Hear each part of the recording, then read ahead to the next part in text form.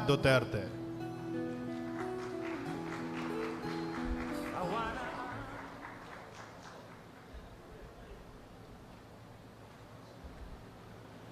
Kindly sit down, and thank you for your courtesy.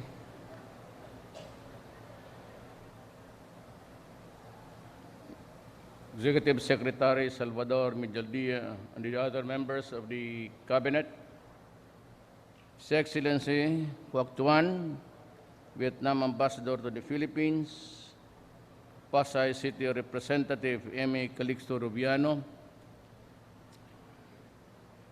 AFE Chief of Staff Lieutenant General Ray Leonardo Guerrero, and the other service commanders, other distinguished guests, ladies and gentlemen.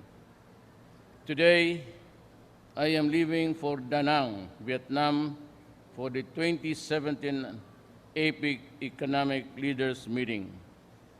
I anticipate a highly productive meeting, and I look forward to exchanging ideas with my fellow leaders and old friends on how we can strengthen relationships to sustain the economic vigor of Asia-Pacific region. As a founding member of APEC, the Philippines has hosted the economic leaders meeting twice. Our continued engagement in an investment in our economic future as our country seeks to sustain our development and work towards more significant investments and a golden age of infrastructure. I have accepted the invitation to speak to APEC CEOs on dialogue with big businesses, sustain our economic gains, and contribute to the prosperity of a larger Asia economic region. I will also participate in our continuing dialogue with APEC Business Advisory Council to deepen regional economic growth, integration, and to promote inclusive growth.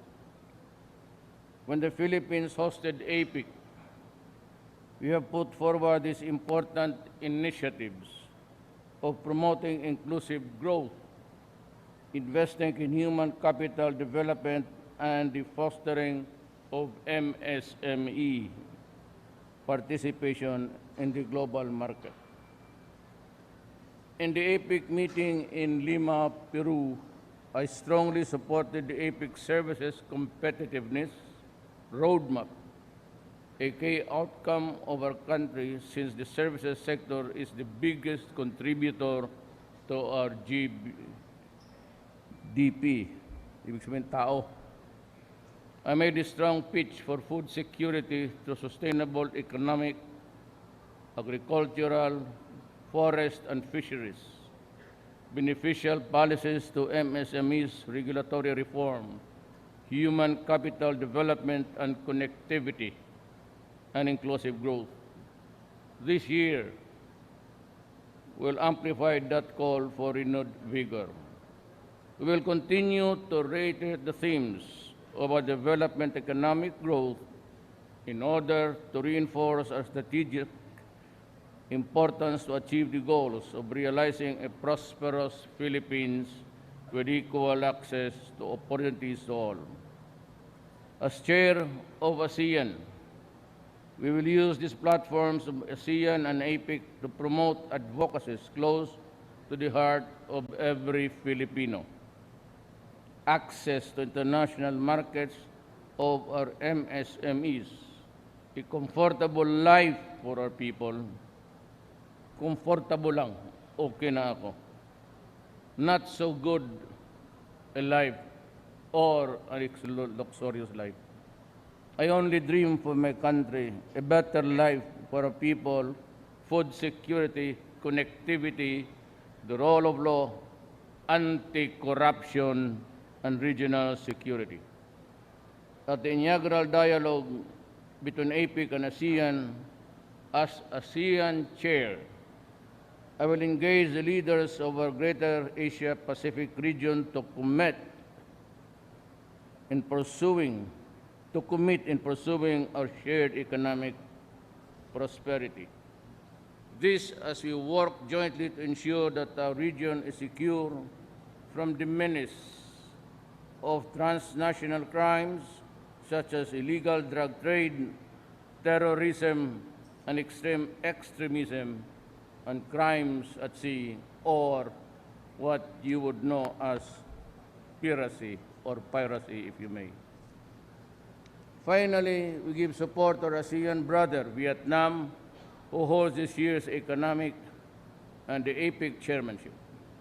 This year is indeed a rare opportunity where two ASEAN member states chair key regional meetings, which is an opportunity to push for the ASEAN economic agenda.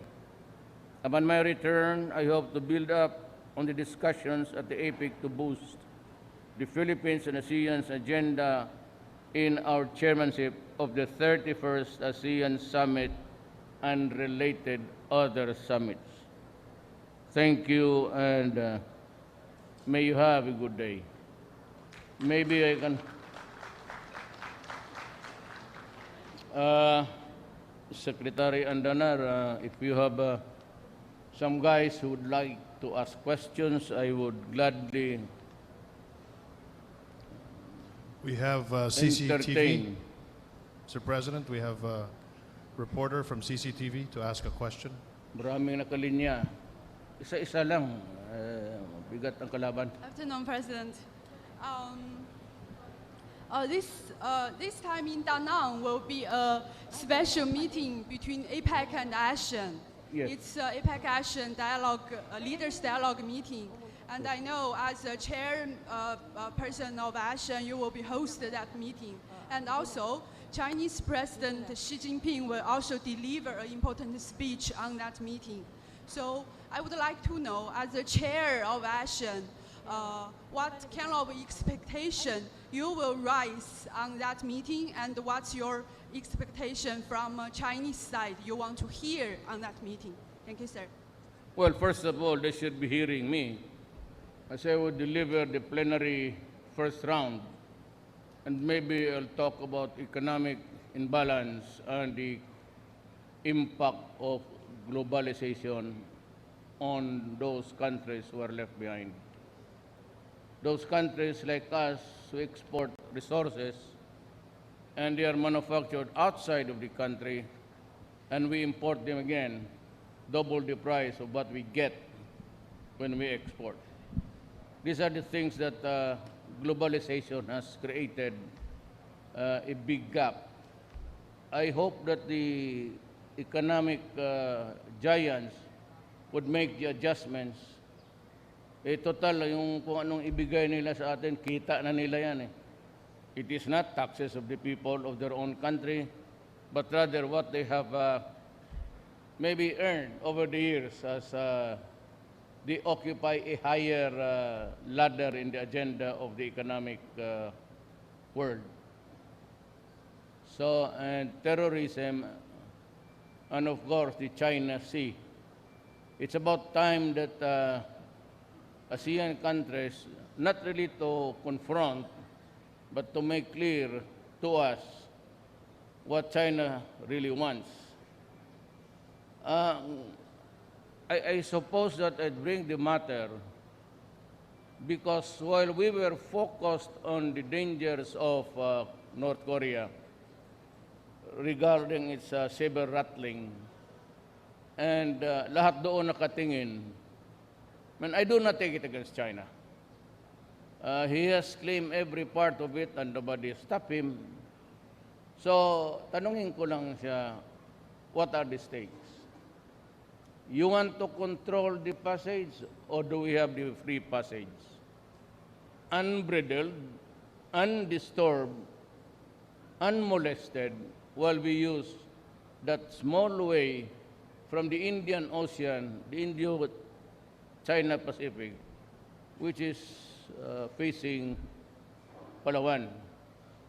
Not because I'm so much interested as a person, but for the sake of my country and the others who have the overlapping claims. And that is why the truth is If I could only confront China, or if it is China alone, there's no problem. But I said there are contesting countries which has overlapping jurisdictions. And if I engage China now, I will have to engage the 5 others. It would be something like a scramble there. Because if China concedes to one, Philippines, it has to concede to the others. And what will now happen to our general claim of being the economic zone belonging to my country? That's a problem. So it's about time, either in the bilateral or in the plenary, I should be bringing this important matter to the surface, so that we will know when can we be safe in traveling the China expansive, because they have claimed it now, and I'm sure that Trump now is busy talking about, it's all bustering. The real reason really is geopolitics. Nobody wants a war. I am very sure of that. China does not want it, because if there is a bomb dropped somewhere in Korea, it will be a meltdown for the rest of Asia and Southeast Asia. It's all geopolitics. The name of the game is, but if not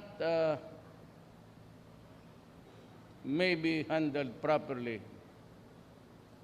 politics, political power of a country, and the military might. Might is right. Right is might. It could change the whole geographical situation. Geography is always dependent on how the powers of that era handle themselves. And one follow-up, because you will meet President Xi in APEC, and after APEC you will meet our Chinese Premier Li Keqiang here in the Philippines. Yes. And it's his first time to pay an official visit to the Philippines. So I would like to know, like in 1 week you will meet the top 2 Chinese leaders. So how do you see the future between our 2 countries? Look, we are all for a peaceful negotiation. It's always a mouthful of leaders saying rule-based, and the UNCLOS prescribes a peaceful resolution of conflicts of nations. We will stick to that. We are friends with China. May utang na loob tayo. At one moment in our life, or the lives of the Filipinos, they were there to give us the arms when we had none, and we are fighting it out in Marawi. These are the things that we cannot forget. But these things should not be used as not really a pawn, but as a bargaining chips on what is the greater interest of Southeast Asia, and more particularly, the higher interest of our country. Iba yung, nagpapasalamat ako sa iyo. I do not deny that. But let us be clear on what we intend to do here, because eventually it will affect the entire Philippine archipelago. Now remember, I said it's geopolitics. But the larger portion of that really is, there are so many military installations, and the islands are equipped with batteries. Ito man yung mga missiles and everything. They're all there scattered, and Vietnam has one. I said there's an overlapping claim of territory. Taiwan also is claiming the northern part, which will result in a very serious quarrel with us. And on the southern part, you have the Indonesian government also claiming and the southern western part would be Malaysia. Singapore is and Brunei seems to be nonchalant about it because they are sure of their boundaries, and they do not have the slightest interest to use sea power. But ours is strategic in the sense that facing all the armaments there and brothers, we have the ace, and the ace is Palawan. You cannot sink an island, but I can always blast you off if you are there on the open seas. And that is why, let me just be frank with the Filipinos now. They say the Philippines is strategic in the sense that there is the South, which is racked with insurrection, extremism. So you have to take care of, you can just imagine, I don't know, I hope it would not, but if there is a change of geography or whatever development there, Australia will be an isolated island. If we cannot have the control of the ships here, the Malacca Strait, it is to the advantage of Malaysia, Philippines, and the United States to see to it that the Moluccas, which connects to the Sulu Sea, to the Indo-China passage, from the Indian Ocean going in, yun ang, what makes the Philippines very strategic is really Palawan. It faces the China Sea, and it is one huge battleship which you cannot sink. Tama? P. Nanada of Rappler.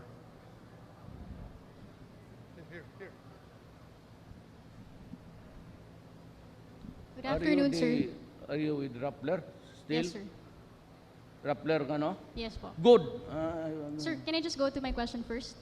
Because you're expected to meet U.S. President Donald Trump for the first time in Vietnam. So first question is, what are your expectations for this first meeting? And second question, what are the issues you plan to raise with him during your bilateral meeting, whether in Vietnam or here in Manila? Well, number one is always trade, because that is the very life of nations. Then we will discuss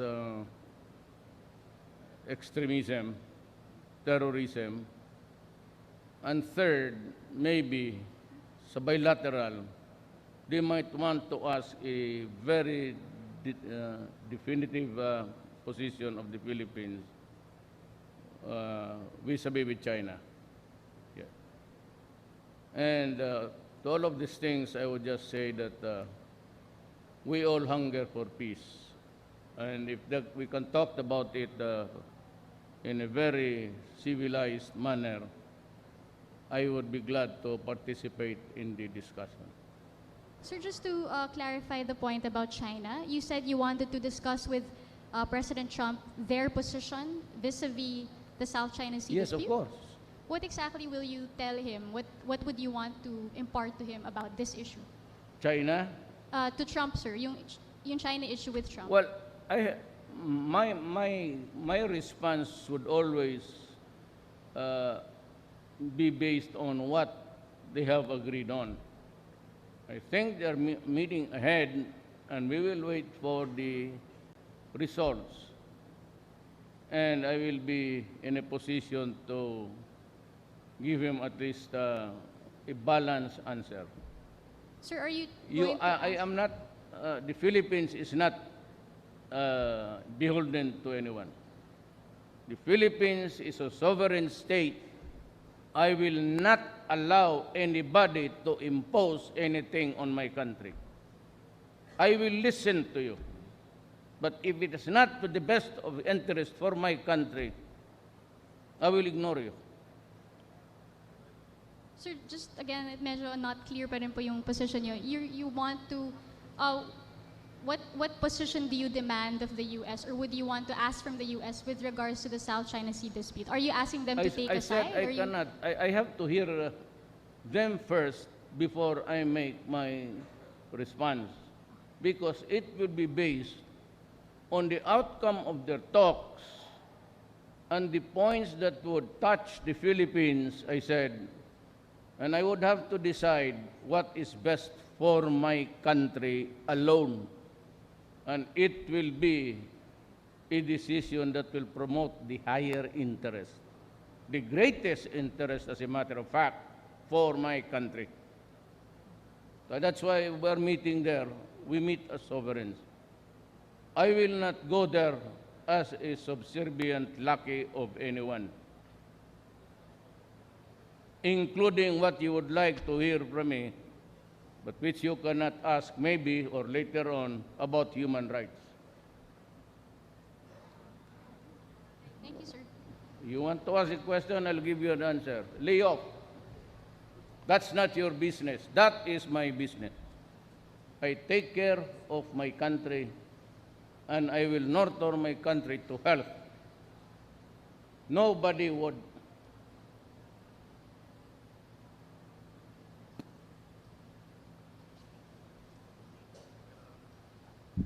Good afternoon, sir. Sir, on a more local matter, sir, we just like to get confirmation. Did you ask that DDB Chair Dionisio Santiago resign from his post because of his views on the mega rehab facility in Nueva Ecija?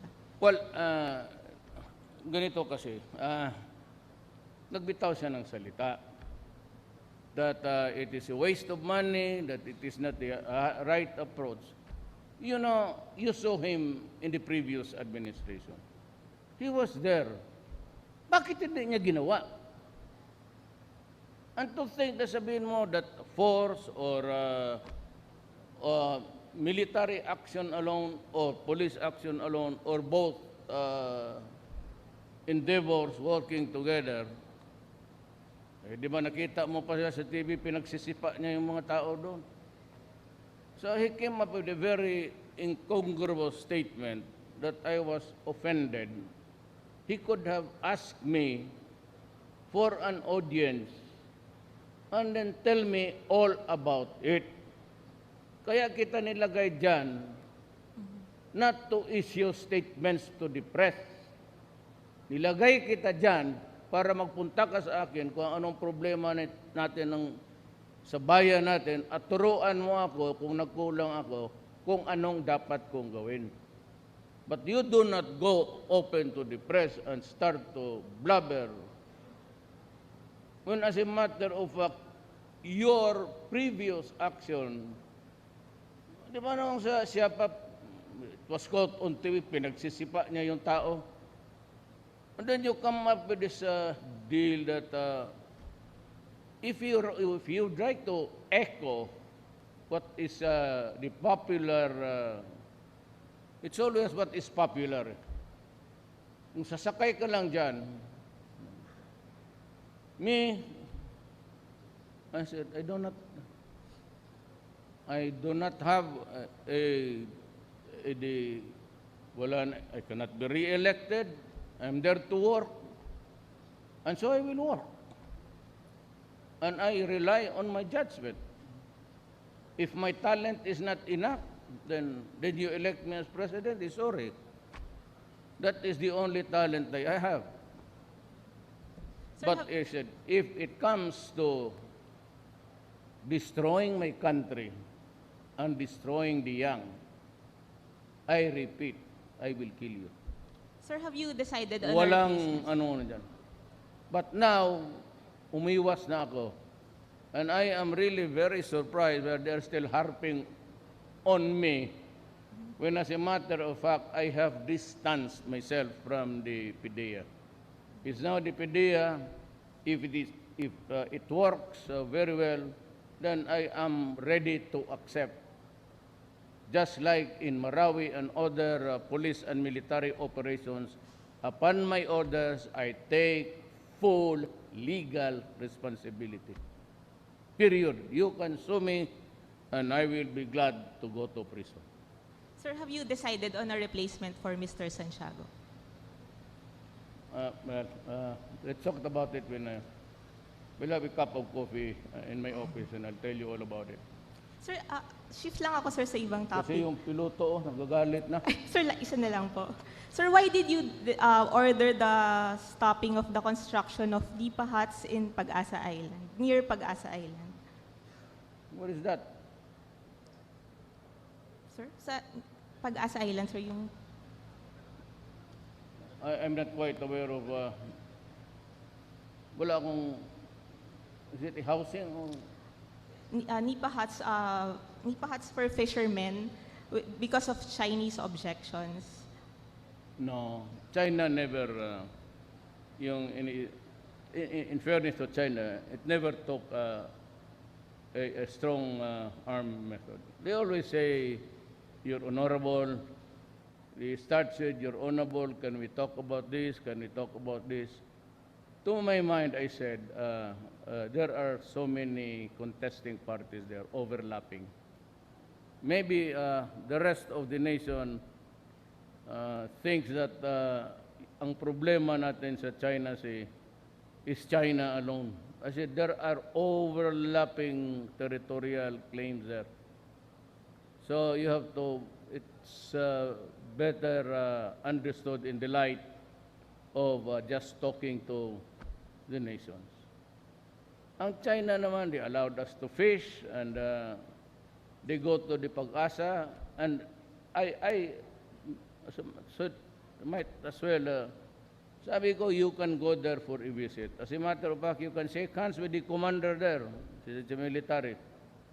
I will tell my military men to treat you to a lunch, but do not do anything that would disturb the equilibrium now present there. Okay? Thank you. We only have one last, Mr. President, from Cedric Castillo of GMA 7.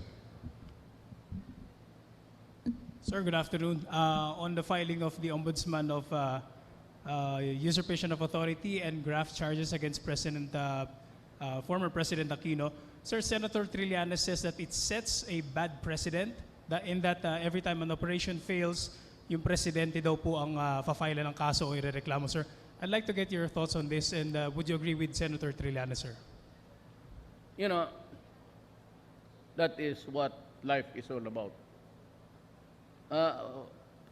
For the first time or for the second or third time, Trillanes has a good point there. Yung usurpation of authority, actually, I don't know if I'm still good at my law.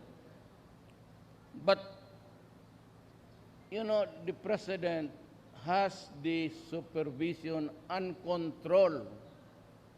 Supervision and control means he can overturn your decision or will decide to exercise the function itself.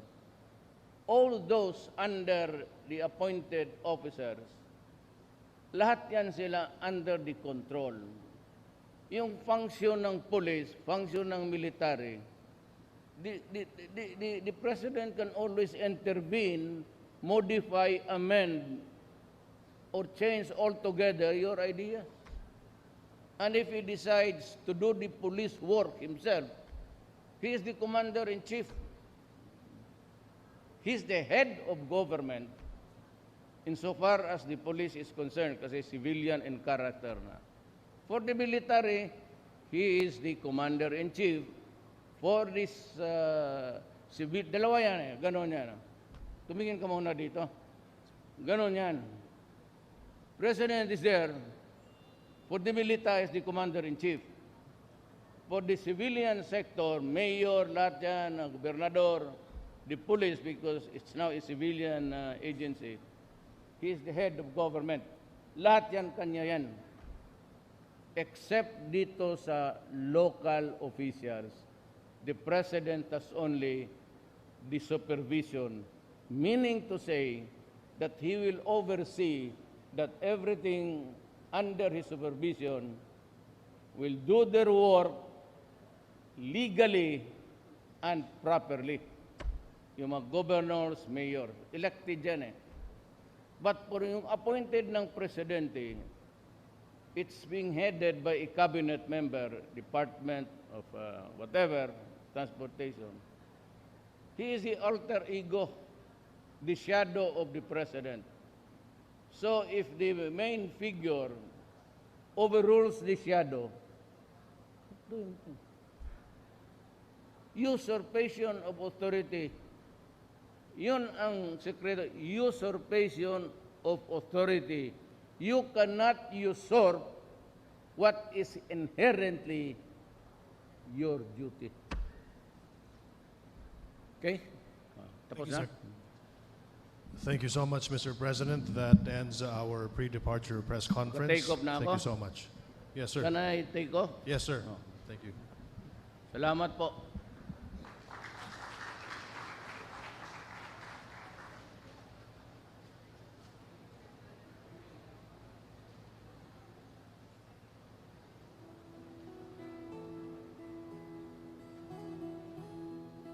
Ikaw ang pamuno para sa pagbabago